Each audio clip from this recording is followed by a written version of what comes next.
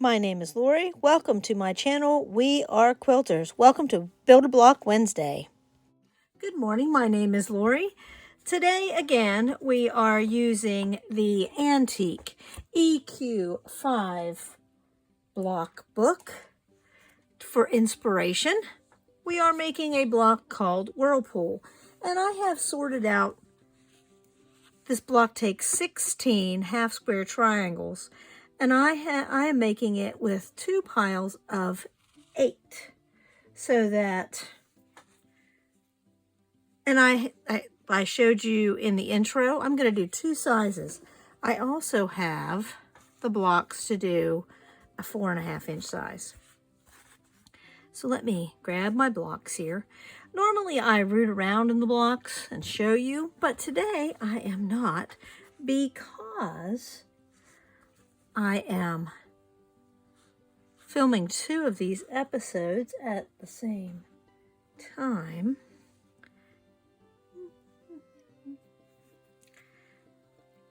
I like the way this block looks and shows movement.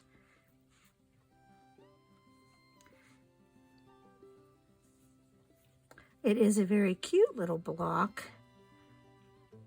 It is a good way to use up scraps.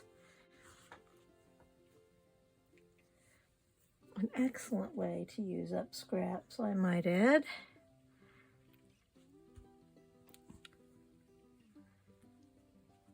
And it does have movement. And I like the way this looks like a flying goose. So if you were making this block from scratch, you could make flying geese instead of using half square triangles. But as you know, I have plenty of half square triangles. I also like this shape, this diamond trapezoid shape that it makes. And that makes it, well, that makes it look like a whirlpool because it's swirling around. One more goose.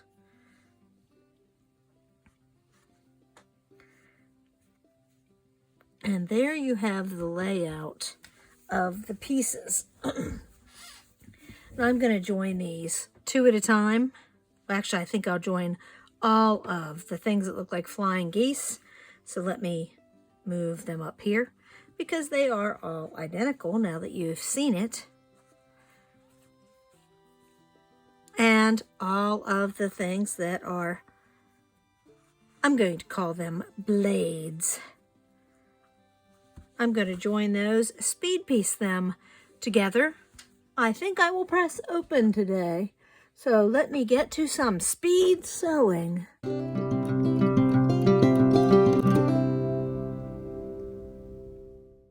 The great thing about these blocks is that they can be sewn in quadrants. So there are 4 sections that are all the same, and then you can spin them around and place them to make the final block. So here is the layout for sewing. I'm going to turn it this way because that's how I'm going to put them through the machine. I have ironed them open since they twist and turn throughout the block. That way we don't have to worry about matching and having seams create bulk. So, time for speed sewing. Now, I have this piece sewn, and one of the seams got flipped. Oh no, what to do? I am not picking this out. I'm going to take it and go right to the corner, do a little snip, and then the seam will lay open. There's a little more bulk right there, but it will not hurt anything. I have not snipped past the thread, and it will lay flat when I iron it.